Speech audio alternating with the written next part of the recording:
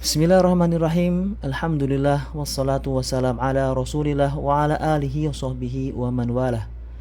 Ikhwati fillah rahimani wa rahimakumullah jami'a. Saudara-saudaraku yang semoga dirahmati Allah Subhanahu wa taala. Ini adalah pertemuan ke-8 dari pembahasan kitab Al-Muqaddimah Al-Hadramiyah. Pada pembahasan yang lalu kita telah membahas tentang makruhatul wudu, hal-hal yang dimakruhkan untuk dikerjakan ketika berwudu, dan juga membahas tentang syurutul wudu, syarat sahnya wudu, dan juga tentang mengusap al-khuf. Pada kesempatan kali ini kita akan membahas tentang nawaqidul wudu, hal-hal yang membatalkan wudu. Al-muallif akan menyebutkan bahwa pembatal wudu itu ada 4. Yang pertama al-kharij min ahadis sabilaini, sesuatu yang keluar dari dua jalan. Yang kedua adalah zawalun aqli, hilangnya akal. Yang ketiga adalah bertemunya, menempelnya kulit laki-laki dan perempuan. Yang keempat adalah menyentuh kemaluan ataupun dubur. Ikhwati fillah, pembatal yang pertama yaitu al-kharij min hadis sabilaini, sesuatu yang keluar dari dua jalan. Dua jalan yang dimaksud adalah al-qubul wad dubur, kemaluan dan juga dubur. Maka semua yang keluar dari kemaluan itu membatalkan wudu, baik itu berupa zat yang cair, air kencing, air madhi, wadi, dan juga cairan yang keluar dari kemaluan perempuan, baik itu berupa zat cair maupun padat, ya. Semisal ada batu yang keluar dari kemaluan kencing batu, kemudian juga berupa angin, maka itu semua membatalkan wudu. Semua yang keluar dari dua jalan itu membatalkan wudu, kecuali satu, yaitu kecuali air mani. Air mani itu bukan mewajibkan wudu, namun mewajibkan a'dhamul amrayni. Dia mewajibkan yang lebih besar dari wudu, yaitu mandi janabah, ya. Air mani mewajibkan seseorang itu mandi janabah. Seseorang apabila dia terkena junub karena keluar air mani, maka apabila dia mau sholat hanya berwudu tidak sah, dia harus mandi janabah terlebih dahulu. Al-muallif mengatakan faslun nawaqidul wudu'i arba'atun. Pembatal wudu itu ada 4. Al-awwal al-khariju min ahadis sabilaini illal mani. Yang pertama, sesuatu yang keluar dari dua jalan, al-qubul wad dubur, illal mani, kecuali mani. Kenapa? Karena mani aujaba a'dhamul amrani, mewajibkan perkara yang lebih besar, yaitu mandi janabah. Kemudian pembatal yang kedua adalah zawalul aqli, hilangnya akal, baik itu karena gila, karena mabuk, karena pingsan, maupun karena tidur. Karena kan Nabi Muhammad SAW mengatakan, "Man nama falyatawadda." Barang siapa yang tidur, maka hendaknya dia berwudu. Maka lebih besar dari tidur adalah hilang akal karena gila, karena mabuk, karena pingsan. Dan dikecualikan dari tidur adalah apabila tidurnya dalam kondisi duduk, di mana pantatnya menempel kepada tempat duduknya, menempel dan tidak ada celah, mumakin maq'adatahu minal ard, jadi dia menempel dan tidak ada celah. Maka hal ini apabila tidur dalam kondisi duduk dan pantatnya benar-benar menempel pada tempat duduknya dan tidak ada celah, maka ini tidak membatalkan wudu. Dikarenakan dahulu para sahabat pernah menunggu sholat Isya sampai terkantuk-kantuk, kepalanya sampai terkantuk-kantuk, ya, yaitu tidur. Kemudian mereka bangkit dan tidak berwudu. Al-muallif mengatakan atsani zawalul aqli bijununin au sukrin au igma'in. Yang kedua dari pembatal wudu adalah hilangnya akal. Bijununin karena gila, au sukrin karena mabuk, au igma karena pingsan, au naumin atau karena tidur, kecuali illa nauma qa'idan mumakkinan maq'adahu, apabila dia duduk dalam kondisi duduknya menempel, pantatnya menempel pada tempat duduknya dan tidak ada celah di antara pantatnya dan dan tempat duduknya. Kemudian pembatal yang ketiga adalah bertemunya kulit laki-laki dan perempuan. Maka ini membatalkan wudu. Karena kan Allah Subhanahu wa taala berfirman, "Aula mastumun nisa," atau apabila kalian menyentuh wanita, ya. Dalam mazhab Syafi'i, menyentuh di sini dibawa pada menyentuh bertemunya kulit laki-laki dan perempuan. Sedangkan dari mazhab yang lain menyebutkan bahwa menyentuh di sini yang dimaksudkan adalah berhubungan suami istri. Namun dalam mazhab Syafi'i ini dibawa kepada menyentuh di sini dibawa kepada bersentuhan antara kulit laki-laki dan kulit perempuan. Dan dikecualikan dari bersentuhan ini apabila yang bersentuhan adalah laki-laki maupun perempuan adalah anak kecil.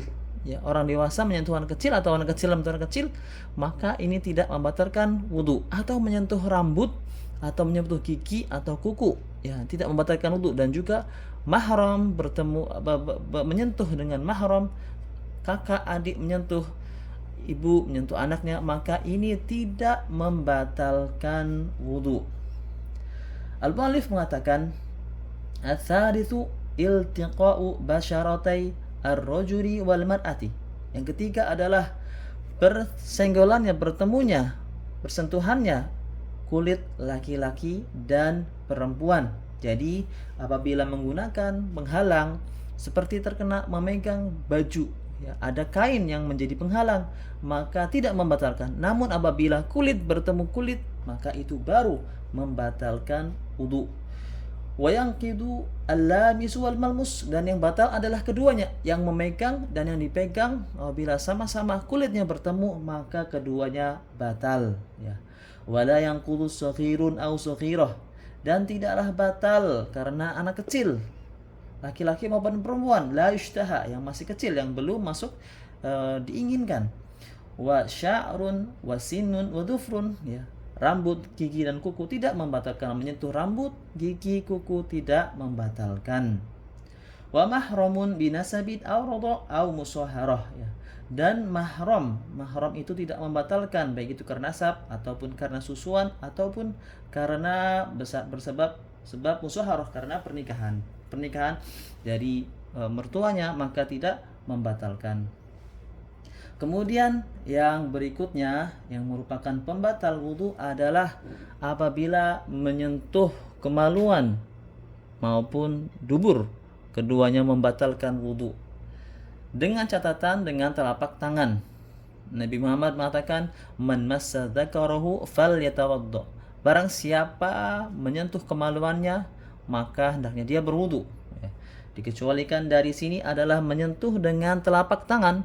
Kenapa? Karena ada sebuah hadis, "Idza afdha ahadukum ila farjihi wa laysa bainahuma satirun wala hijabun falyatawaddo." Apabila salah seorang di antara kalian afdho menyentuh, afdho di sini dalam bahasa Arab, afdho adalah dengan menggunakan telapak tangan kepada menyentuh farjinya, menyentuh kemaluannya, dan tidak ada penghalang di antara telapak tangan dan kemaluannya, maka hendaknya dia berwudu. Oleh karenanya apabila menyentuh dengan telapak tangan, maka ini membatalkan wudu, dan yang batal adalah yang memegang. Kemudian masuk dari kategori ini adalah apabila menyentuh kemaluan anak kecil, seperti seorang ibu menceboki anaknya, maka apabila menyentuh kemaluan anaknya yang kecil, walaupun masih bayi, masih baru lahir, itu juga membatalkan wudu, ya. Al-Mu'allif mengatakan, ar-rabi'u, yang keempat, masu qubulil adami. Yang membatalkan wudu adalah menyentuh kubul adami, menyentuh kemaluan manusia, au halqati duburi, atau menyentuh duburnya, bibatinil kaf, dengan menggunakan telapak tangan. Wala yanqidul mamsus, dan tidaklah batal yang disentuh, tidak batal. Wa yanqudu farjul mayyiti was-saghir, dan membatalkan wudu juga menyentuh kemaluannya mayit. Jadi apabila seorang memandikan mayit, memandikan jenazah, kemudian menyentuh kemaluan sang mayit, maka wudunya batal. Wasoghir, demikian juga anak kecil. Bila anak kecil tersentuh kemaluannya karena anak kecil diceboki oleh orang tuanya, maka orang tuanya batal wudunya. Wa mahalul jabbi wa dzakaru maqtu. Dan juga bila ada wala'iyadzubillah, ada seorang laki-laki yang terpotong kemaluannya, zakarnya, maka tempat zakarnya itu membatalkan wudu, menyentuh bekas tempat zakarnya membatalkan wudu. Dan juga demikian juga zakar yang telah terpotong juga membatalkan wudu. Wala yanqudu farjul bahimah, dan tidaklah batal apabila menyentuh kemaluan binatang. Walal masu bi ra'si asabihi wa ma bainahuma, dan juga tidak batal apabila menyentuh dengan ujung, ya. Apabila bersentuhan menyentuh dengan ujung asabi, ya, ujung tepian tangan, maka tidak membatalkan wudu. Ikhwati fillah, kita masuk ke pembahasan yang berikutnya, yaitu tentang pembahasan tentang hal-hal yang dilarang untuk dikerjakan apabila seorang itu berhadas. Fima yahrumu bil hadati, hal-hal yang dilarang apabila seorang berhadas. Ada 3 hal. Yang pertama adalah sholat, yang kedua adalah tawaf, yang ketiga adalah membawa mushaf, yaitu Al-Quran. Hal ini dilarang. Sholat tidak boleh kita sholat apabila berhadas, karena tidak sah sholat seorang ketika berhadas. Nabi Muhammad SAW mengatakan, "Idza la yaqbalullahu sholata ahadikum idza ahdatha hatta yatawadda." Allah tidak menerima sholatnya salah seorang di antara kalian apabila berhadas hatta yatawadda, sampai dia berwudu. Jadi kalau dia berhadas maka tidak boleh mengerjakan sholatnya. Demikian juga dengan tawaf. Tawaf itu semisal dengan sholat. Nabi Muhammad SAW mengatakan, at-tawafu bil baiti kas-sholati. Tawaf itu seperti sholat. Tawaf mengelilingi Ka'bah itu seperti sholat, ya, kecuali illa annahu abaha fihi al-kalam, kecuali tawaf ketika tawaf itu diperbolehkan berbicara. Yaitu tawaf seperti sholat, itu sama-sama harus suci dari hadas, ya. Al-Mu'allif mengatakan, faslun yahrumu bil hadathi as-salatu wa nahwuha. Diharamkan dengan hadas itu salat dan yang semisalnya. Wa tawafu, dan tawaf juga diharamkan. Kemudian yang berikutnya adalah memegang mushaf, membawa mushaf. Ini juga diharamkan, tidak boleh. Karena kan Allah Subhanahu wa taala mengatakan la yamassuhu illal mutahharun. Tidak boleh yang menyentuhnya, tidak boleh menyentuhnya kecuali orang yang disucikan, yaitu orang yang bersuci, ya. Karenanya tidak boleh dalam mazhab Syafi'i seorang yang berhadas menyentuh mushaf Al-Quran, maupun menyentuh lembarannya, ataupun sampulnya, ataupun semua yang berada pada mushaf itu tidak boleh disentuh. Al-Mu'allif mengatakan wa hamlul mushafi, yang diharamkan juga adalah hamlul mushaf, membawa mushaf, memegang mushaf. Wa masu waraqihi wa jildihi, menyentuh lembarannya ataupun sampulnya. Wa kharitatihi, dan juga menyentuh apabila mushaf itu berada pada sebuah tas, dari kulit maupun yang lainnya, ya, pada sebuah tempat, maka tidak boleh juga, baik itu tas itu berupa dari kulit maupun lainnya, maupun berupa kotak, ya. Ada kotak yang dikhususkan untuk membawa Al-Quran, maka dia juga tidak boleh dipegang. Wa ma kutiba lidarsil Qur'anin walau bi khirqatin, maupun apabila ada ayat dari Al-Quran yang ditulis pada lembaran papan maupun pada kain, maka ini juga tidak boleh disentuh oleh orang yang berhadas. Namun wa yahillu hamluhu fi amti'atin la bi qasdihi, apabila seseorang itu membawa Al-Quran dan juga barang-barang yang lain, semisal dalam tas dia memasukkan Al-Quran dan juga buku-buku pelajaran, semisal bagi seorang santri, bagi seorang pelajar, tanpa meniatkan mengkhususkan membawa Al-Quran saja, namun meniatkan membawa semua mata pelajaran yang ada diajarkan, maka hal ini tidak mengapa. Dan juga tidak mengapa membawa tafsir yang mana jumlah tafsirnya lebih banyak dari jumlah huruf-huruf Al-Qur'annya. Wa fi tafsirin aktsara minhu, dan tidak mengapa dihalalkan membawa tafsir yang mana tafsirnya lebih banyak. Apabila dia berhadas maka tidak mengapa membawanya. Wa qalbu waraqihi bi'udin, dan membalik lembaran mushaf itu dengan kain, dengan kayu maupun semisal dengan pensil atau ballpoint. Wala yamna'us sabi al-mumayyizu min hamlihi wa massihi lid-dirasati.